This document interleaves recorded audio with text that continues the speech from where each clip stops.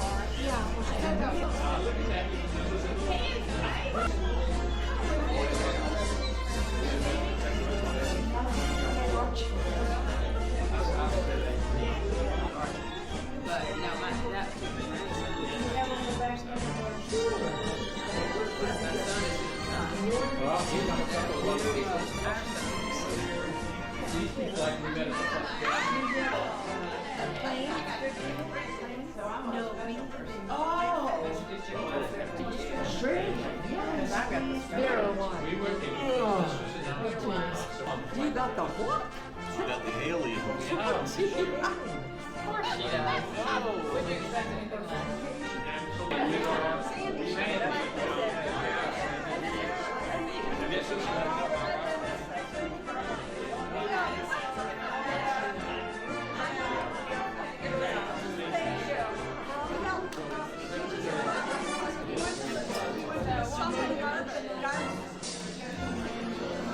Do you remember the...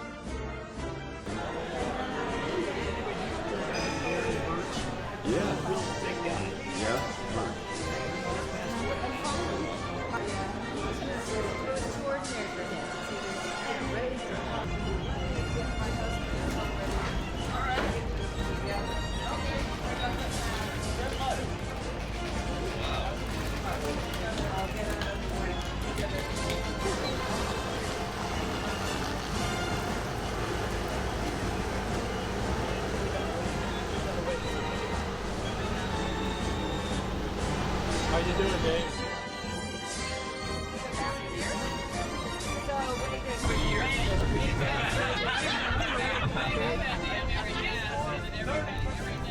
Happy birthday to whomever or whoever. Now I know. How long have you two been married? Oh, no. The same guy?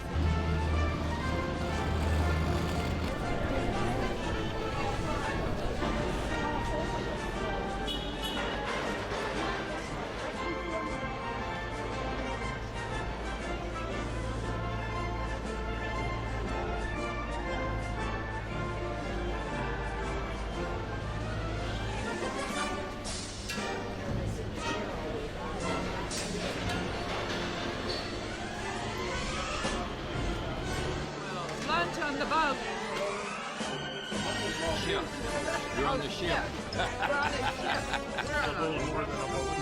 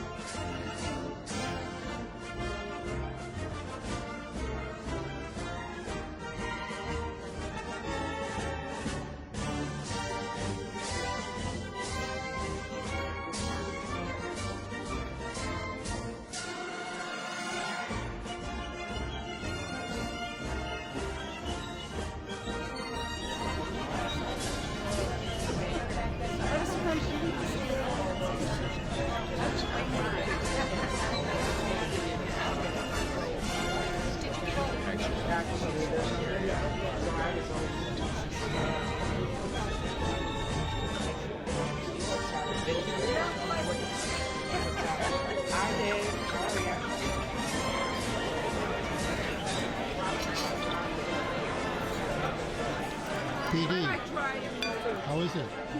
Good. Thank you. Very good. Go ahead. All right. Hey. Enjoy. The camera, everybody. Come on, there you go. We're getting a picture of Doug. He's working hard at doing this. What's the band? Yeah, right. Excuse me.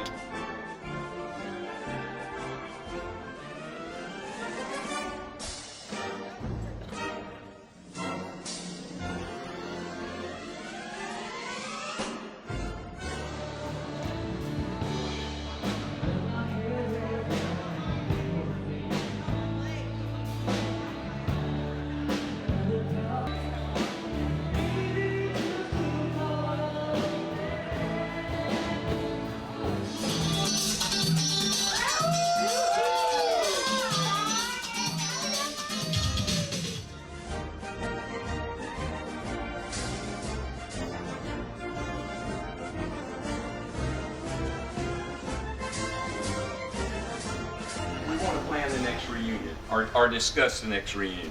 It's always important. A lot of times nobody really raises their hand, but so far we keep finding somebody either by twisting their arm or whatever method to get somebody to come up with that. So we want to talk about that, and you know, usually that's when people don't want to make eye contact. But anyway, we have a volunteer for the next reunion, and a lot of people have been sort of involved with some of these, I call it backroom discussions. Jim Ford, who lives in California, has agreed to host the next reunion, and we would attend Vandenberg Air Force Base.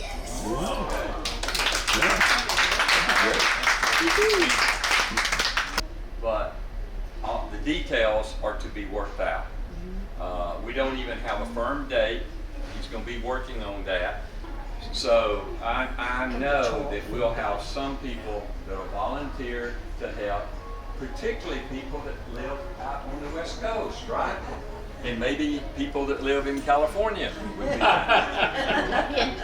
Hint, hint, yes, hint, hint. So again, details to be worked out. I have covered everything we need to cover before we get into the next part of the meeting. My idea is to share your favorite memory from Minot. Your favorite memory from Minot. And you know, maybe you don't have a favorite memory. Maybe you have an unfavorite memory. I think most of us have some of those when it was 92 below. I'm going to go down the list alphabetically. So guess who's first on the list? You. Tom Bannon. Now, mine is a very quick one. It's all I wanted to bring back. It meant a lot to me in my young career. In 1969, I was a second lieutenant, and I just happened to be chosen to be on this combat crew. And what we did is we represented Minot and went to Vandenberg Air Force Base in the SAC competition, missile competition. And Mike Luty, unfortunately he's not here, but he was my commander. I was a deputy, and we went down, and God only knows, thank you, Lord, we won the thing. And, all right. And we were the best missile crew, and then we became the best missile crew in SAC. So we were better than just the Minuteman. We also beat those crazy Titan people. So, so anyway, it was an outstanding time. It was as a young second lieutenant, it was very memorable, and sure. And thanks to a lot of. Well, if you can picture Minot, North Dakota in 1963, we, those of us that got there, we never saw any equipment. All we saw was pictures. We made posters of equipment so we know what they looked like, buttons you push and stuff. And so finally, we got to go out to see a launch control center in that fall. Anyway, so 2 crews, 1 instructor crew and us, went out to Alpha. And we got to do the whole thing, go down there, go to the blast doors, and actually see equipment. Anyway, we came back into Minot, North Dakota, and one of the 4, Jim Proud, by the way, who was an instructor, deputy, he's one that was on your list, passed away. And his commander's name was Jim Overley, so they're pair of Jims. But anyway, Jim Proud lived in southeast Minot, so we pulled in there and dropped him off. And we were followed by a cop car. Lights going. He followed us in this subdivision, and there was 4 Air Force officers in uniforms in an Air Force blue vehicle. And this guy pulled us over, and he told us we had violated a city ordinance. It was 2 o'clock in the morning. And the city ordinance was, quote, being abroad at a late and unusual hour. We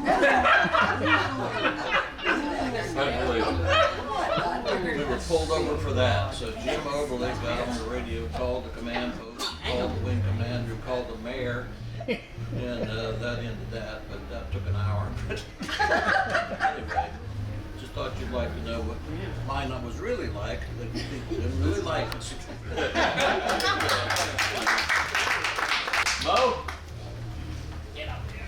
Just thinking about this the other day, and had a lot of great times on and off alert with a lot of different people. We were on alert. I was a deputy at the time. We got a weather warning, and there was a blizzard coming in. And we had already been on alert. I think we'd been out 36 hours or something like that in that particular cycle. And the warning was, it's coming fast, and it's probably going to hit in about 15 minutes. We started driving back to base. It was about, it must have been about a 70-mile drive from where, you know, the LCC was, the LCF, we were there. It was snowing so hard that we couldn't hardly see in front of us. I was not driving. In fact, the commander didn't want me to drive. He wanted to take it. He says, I got it, we'll get back. We go over this hill, and it's a complete blank. And there's this wall of snow, literally, that's across the road. It's lots higher than the car. I mean, it was way over the crew bed. And we fly through. And so we bounce through it. I mean, it's really, we come up off the ground, back down again. So we stop. I mean, he stopped. And his eyes are about this big. He got done at him. He looked over at me and he said, "No, you drive." But we got back safe. But I tell you, that was, looking back, that was one of the most fun times we had. We didn't know what was going to happen after we went through that. Okay, thank you, Bob. Howard. Okay. I think my most interesting memo was when I got selected as a junior second lieutenant to go to Strategic Air Command Base in Omaha, Nebraska. And at that time, there was a lot of concern by the junior officers, not only from our base, but from other bases, about the way that we did a lot of things in terms of the alert procedures. And one particular thing was important, was there was a lot of concerns about using helicopters. Now, do you remember helicopters? How many of you went by helicopter out? Oh, yeah. The command from Strategic Air Command and their wisdom decided to invite junior officers from each base to Omaha for big discussions about what we would suggest would improve a whole range of things associated with our jobs in the missile silos. Each meeting was chaired by a full bird colonel. Now, can you imagine, as a junior second lieutenant, how much go we're really going to have in terms of having the decision input? Needless to say, if I understand correctly, at the end, 85% of our suggestions were rejected. And although it was a terrific trip, I had a great time, I didn't feel we really accomplished anything because of that. So that's my story. Okay, thanks, Howard. Okay, Bill. Sure. Now my favorite memory of Minot's a little bit different than kind of what we're hearing about missiles and winter weather and that sort of thing. I'll take you back to October 1969. Many of us were there right then, right? Okay, brand new second lieutenant, just arriving from New York City, going to Minot, North Dakota. You know, got the uniform on and everything, and there I am, not quite sure what I'm doing this. The only thing I recall that first week, hey, Lieutenant, that's the officers' club over there. Oh, yeah, I think I've heard about that, yeah, and all that sort of thing. Next Tuesday, Wednesday, they're gonna have bingo there. Oh, bingo, I know something about bingo. Oh, why don't you come on and we're gonna play bingo and you'll have some fun, have some drinks and all that. Well, I guess, sure, why not, you know. So we walk into the club, you remember that? And if you remember, as you walked in there, whatever the big prize was right on display. That's nice. So what did they have on display there? A nice boat, a trailer, a motor, Wow. and whoever was gonna win the bingo to, you know, get all the numbers or whatever it was, you're gonna win that. This is the officers' Who club. cares? Officers Club at Minot. Back then. Fine, let's go. So you get a card and go in there. I won that motorboat, trailer, Wow. and all of that the first week. I said, hey, you know, this Air Force isn't bad. I'm gonna hang around this place for a while. And we used that boat and went up to Lake Minnegoshi. Remember that? Up there? Fishing and all that. I didn't know anything about that, but it was fun. Go ahead. It was good. We got off to a great start. So, that's my favorite story. Okay, thank you, Bill. Hey, one quick other note. I, in my part-time world right now, I work with the Air Force and others replacing Minuteman. So I've got the kind of the plan on how Minuteman is going to leave, and the new system is coming on board. It's called Sentinel, and I'm going to dig everything out and put all new stuff in there. If you want to know a little bit about that, we could chat later on it. Okay, thank you, Bill. Yeah. Thank you. All right, Sam. My earliest memories start with ROTC in college. I got called to go up to see the captain who was in, so I came in and I said, Cadet Hatfield reporting as ordered, sir. And he says, Cadet, I have your assignment. I said, hey, that's great, sir. And he says, I said, where is it? He says, you're going to Minot Air Force Base, North Dakota. I've never heard of Minot Air Force Base, North Dakota in my life. So I said, thank you, sir. Could I ask, what is it or what's it about? He says, sir, or cadet, you're going to be a Minuteman Missileers Deputy Commander. I said, that sounds great. So I drove up there, got there at the end of June, 1967. It's sunny, nice. Let's say, what would be nice? 80 degrees, maybe during June. So I said, hey, this isn't too bad, you know? So then I find out, they tell me, as a second lieutenant deputy, I have to go to Champaign, Illinois, Chanute for a little bit, and then to Vandenberg Air Force Base. Takes 6 months. So Sammy gets in his car, and he drives out with his family to Chanute and then to Vandenberg. The only problem was, by the time he got done, I came back in January of 1968. And it ain't nothing like it was in June of 1967. So the first time I took the garbage out, I took the garbage down, you know, thought it was pretty easy. It was only 100 feet, put the garbage in there, walked back. I went upstairs, and I had frostbite on my ears. Yeah. So tremendous transition from the beginning to what the reality of it was. Appreciate it. Okay. At our next meeting, we will pick up with Dan.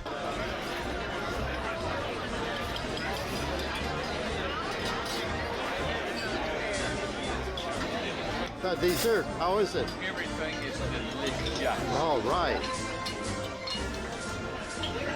And the company is superb.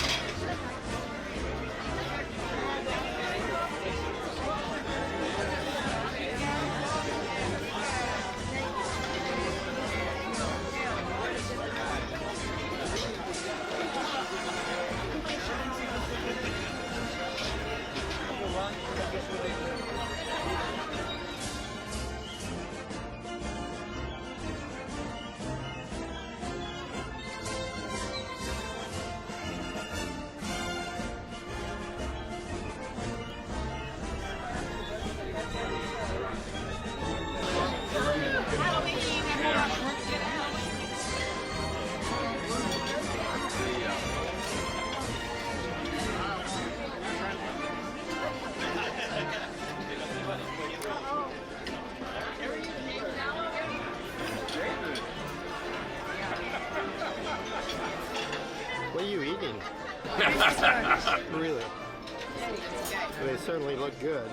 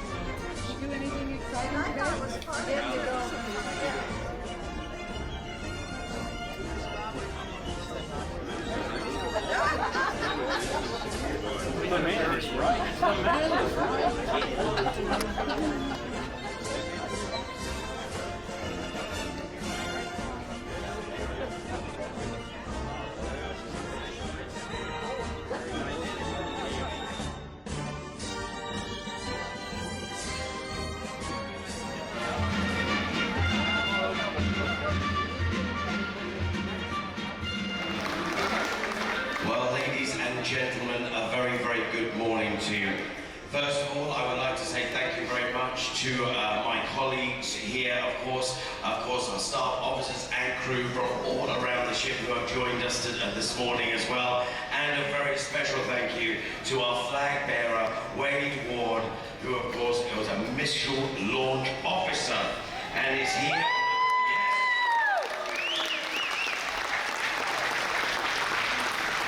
And is here as a reunion with 15 other colleagues from the Air Force. So wherever you are, we want to thank you. Thank you very much.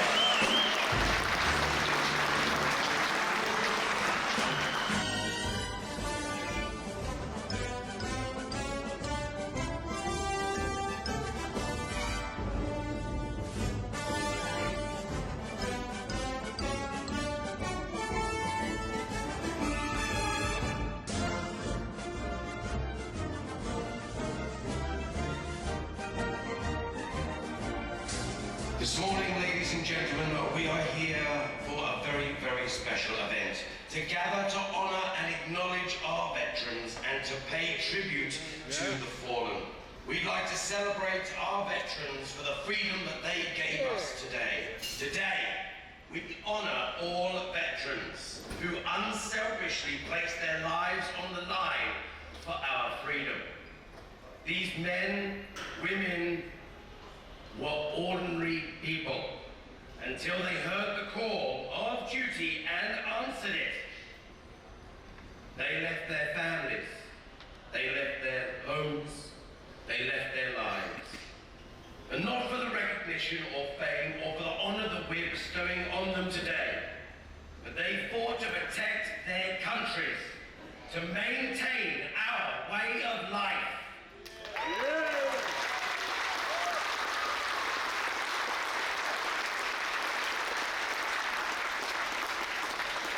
This morning, we honor all veterans amongst us who walk through the life from different branches from all over the world. We invite you to stand up and be counted and recognized. At this point, ladies and gentlemen, I would like to welcome out the wonderful Amy Jo, who will be singing the national anthem.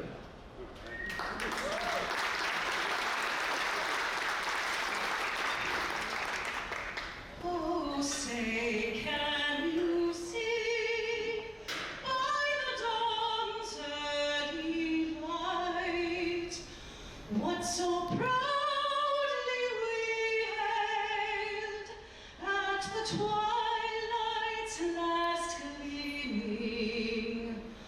Oh, say, does that star-spangled banner yet wave o'er the land of the free and the home of the brave?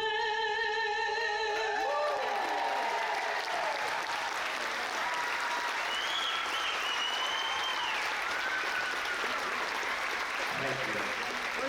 Thank you. And now, let there be a moment's silence to honor our fallen.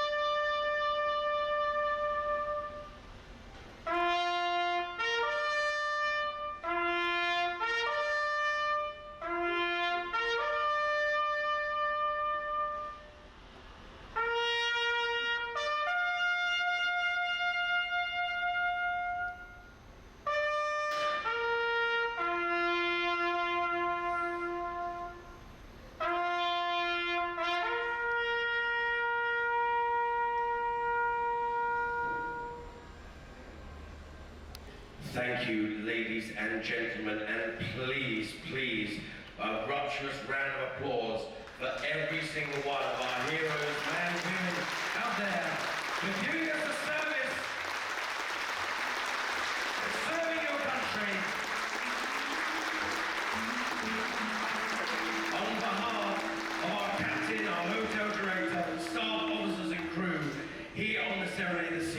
like to say thank you so much, and thank you to all of our heroes. Excuse me. And indeed, ladies and gentlemen, I would also like to thank Wade Ward right here, our flag bearer. Have a wonderful morning. Bye-bye. Thank you. Thank you, Walt. Thank you.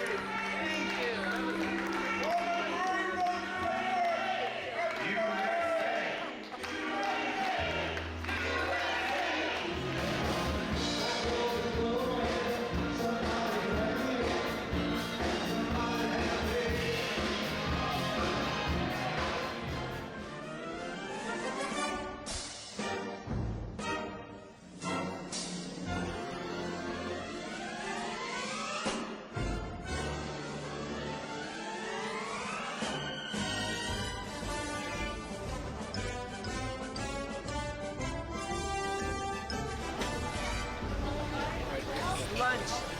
The last lunch buffet of this trip.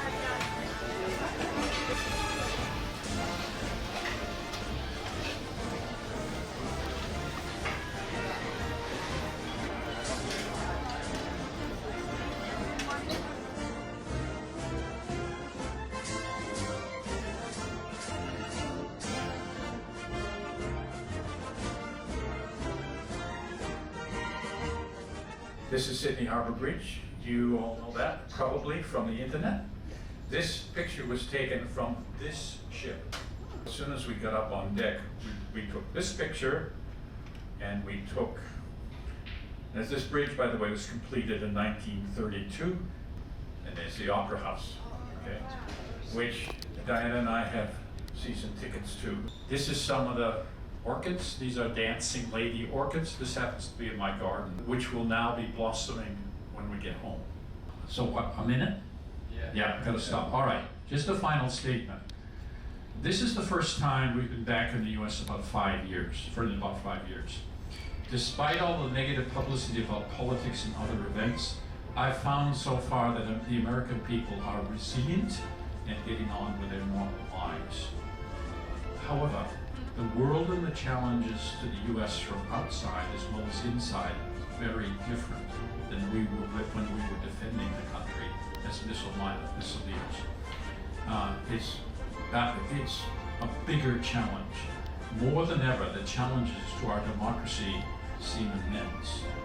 I can only hope that the people in the government of America have the fortitude and courage to overcome them. Okay, so we were sharing favorite memories, and we were, Dan, you were next on the list. Yeah, at Minot, one thing I thought was unique to my Air Force experience is that's about the only place I ever lived on base. And as all of you know, you had Minot, a city about 30,000, and 15 miles away was Minot Air Force Base. Nothing in between, except the Ruthville Bar, of course. And I lived on Sunset Loop. You know, the people you run into and keep track of, I think there was probably more from Minot than anywhere else I was stationed, and those that I kept up with the longest. Although, you know, over the years you kind of lose them one by one, but kind of those that remain are Sunset Loop people. So that's one thing that kind of stood out for my assignment at Minot. Thank you. Thank you, Dan. Thank you. Okay, Wayne, where's Wayne? Got a memory, Wayne? Most of what we remember about Minot, I guess, was the weather. I remember a rumor going around, I never saw it happen, but supposedly the BOQ one night got hosed down by somebody, and then in the morning nobody could get out of the BOQ. I don't know if that rumor is true or not, going around at the time, but weather thing, I bought a nice 1955 Plymouth from Tom Banning for $75. We'd come back from off our 24-hour alert duty, and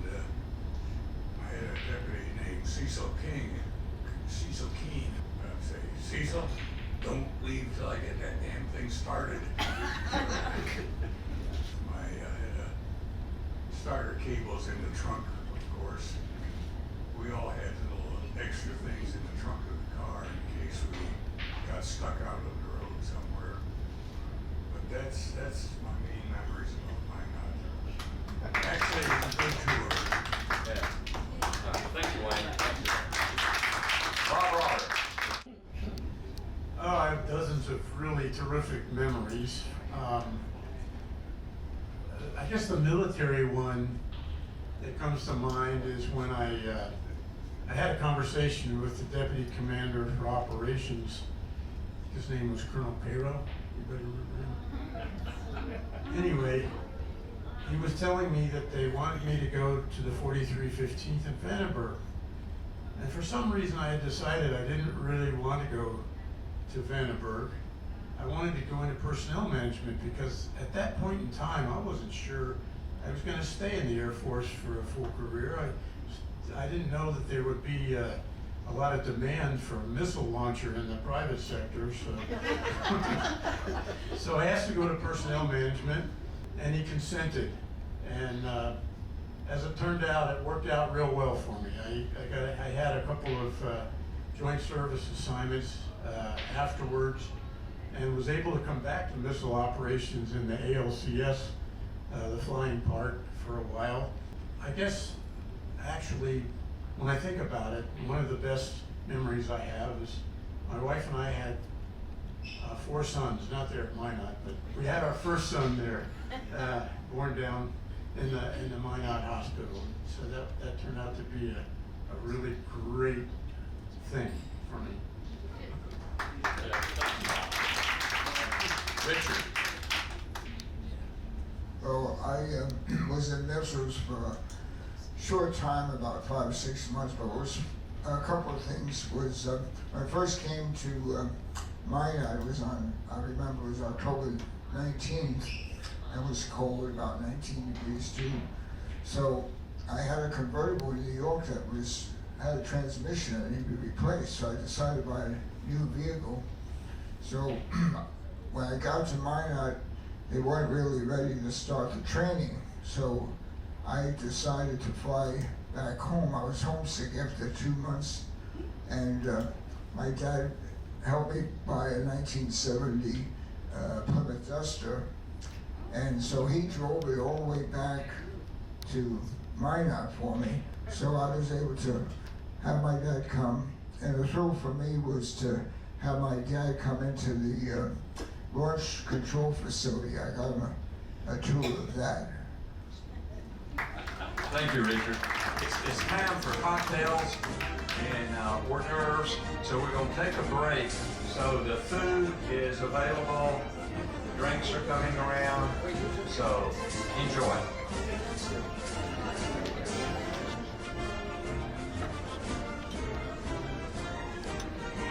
Good luck. I have no idea. I don't know. I got it.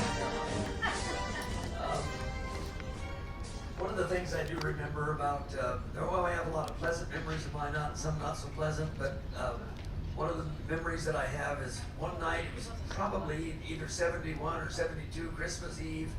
We were going out on alert. With wind chill, it was exactly 100 below zero. Anyway, the other incident it seemed funny now. It wasn't funny at all then, but I got a ticket. I was going to the Officers Club barbershop to get a haircut, and I was going a little bit too fast and got a ticket. And so, of course, this came back to the squadron, and Major Gill, as my punishment, wanted me to come up with some posters, a couple of posters to put on the bulletin boards of not driving too fast. So I told Darlene, who was very artistic, I said, Major Gill wants these posters made about obeying the speed limits or something like that. And she said, well, why would he want that? And I said, oh, Major Gill just likes posters. I didn't want to tell her that I got the ticket. Anyway, she came up with the posters and they were very well received, and I told Colonel Graves about it later on that's what we had done, and I had developed a method. You don't shift into high gear. Just leave your car in second gear, and you automatically wouldn't go too fast. I'm next, and I'm going to keep it really brief. my very favorite memory from Minot was when our 2 children were born. And really the second one, because the first one was a boy, and Linda always wanted a little girl. And so I told her it was sort of like her Christmas present, getting the second child getting a little girl. So anyway, but one quick story. I was, we used to have those additional duties every so often. Well, I was selected to be the courier to take some top secret documents down to Ellsworth. And it was right around Christmas time. So fly down, do everything like I'm supposed to, all ready to come back. And our plane has mechanical problems. So I'm checking with the pilot and he says, Wade says, I'm sorry, but we're gonna be here for a few days. And I go, oh my gosh, so what am I gonna do? How am I gonna get back to Minot? So I check and well, there's one person in ops, they had a flight schedule for a major that was getting his hours in, remember how to stay, and he was flying locally. And I go, aha. So I contact him and I explain my situation. Hey, I don't want to get stuck down here for Christmas. Would you please change your flight status and fly me up to Minot? And I was, I think, a lieutenant, first lieutenant, I think, at the time. He said, Lieutenant, there is no friggin' way I'm flying you to Minot. I said, why? I don't understand. I said, you're just gonna be flying around in circles. You could just, fly me up to Minot and come right back. He says, I'm afraid I get caught in bad weather and get stuck in Minot. I said, oh, come on, please, please. No way. So then I called back to the base, Minot, and I don't remember all the phone calls that were made, but there were a lot of phone calls made, and he was ordered to fly me to Minot. Well, he was P.O. And he said to me, Lieutenant, our paths will cross again, and I will get even. And I go, oh my gosh. But anyway, so I'm the only passenger on the plane. And guess what that SOB does? He turns off the heat in the cabin. I thought my feet were numb when I stepped off that plane. And as I exited the plane, I said, sir, I appreciate the ride, and you might want to ride up your heater. Okay. My husband Jim was one of the first people, part of the first group that went to Minot in 1963. And he was there as a bachelor. And I was living in Moorhead, Minnesota. And my Uncle Howard, who is my mother's brother, was Howard Brown, who was in charge of scheduling for all the guys there at that time. And he and his wife, my Aunt Leona, and my mom decided that my aunt had seen Jim in the bachelor's officers area and decided that he should meet me and I should meet him. And finally one time they said, Uncle Howard's going to get transferred out of Minot, and you've never been up there to see them. My folks have been up several times, and we really think you ought to go. So I went up on Veterans Day weekend, so I had a day off of work. And my uncle had arranged for a blind date for Jim and myself to go with them into town. They belonged to the country club in town, and they were having a dinner dance, and Jim was invited. And his comment to me was, I always was good for a free meal. I went back to Moorhead, and he wrote me a 6-page letter and arranged that he would come visit me on the day after Thanksgiving, because he had already volunteered to go out in the missiles on Thanksgiving. And he did that, and then we wrote some more and talked on the phone a lot. And he came back because he'd already signed up also to do Christmas Day. So he came back on the 22nd of December and he brought a ring. And we got engaged. And we got married on the 16th of April because that's when he had signed up for his 30 days leave. And one of my second favorite memories is that our daughter was born then the following year in August. So 2 great things. But I enjoyed my couple of years there with him, and I always thought it was a great time because when anybody had time off from either studying or being on the missile or going to training, word would get around via the telephone that there was time, and all those people who were available would grab a wine, a beer, whatever, and head off to somebody's house. It was a great time. Okay, that completes the memories and really completes our reunion, except for dinner and getting off the ship tomorrow on time. Okay? Hey, thanks.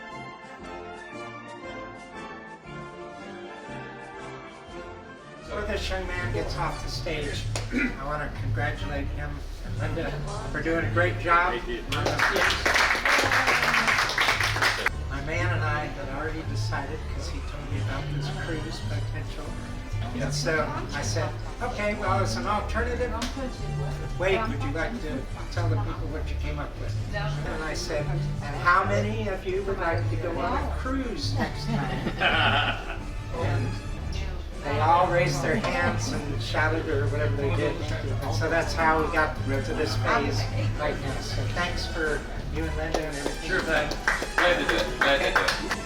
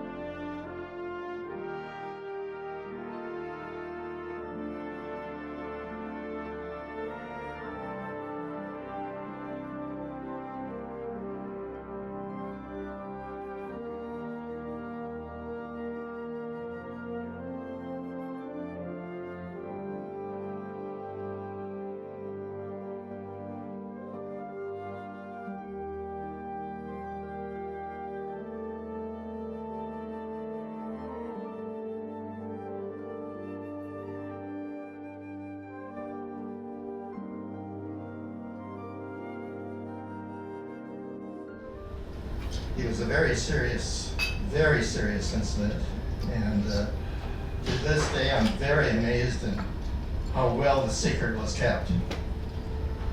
My commander and I relieved the crew at November flight, and we had a hint that morning that something was going on.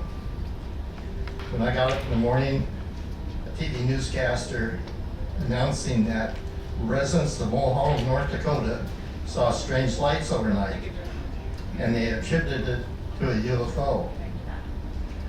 Well, November flight is 3 miles west of Mulhall, and my commander and I were scheduled to relieve the crew at the November flight. When I got to the base for the pre-departure crew briefing, they announced that several missiles went down at November flight, but there was no further detail given. After the crew departure briefing ended, several Missileers came up to Gordon Tollerud and I and said, "Did you hear the news this morning?" And my commander said yes, and of course I heard it. And so that was a further indication that something was going on. We passed through the small town of Mulhall. It was a Sunday morning, and we looked around, and boy, there wasn't much of that activity at all in that town. But we got to the main gate, got the gate opened, drove in, and my commander immediately went to the security center of the launch control facility topside, and then I entered the rear door, and I was met by the site manager. And when he greeted me, the first thing he says, "Did you hear what happened overnight?"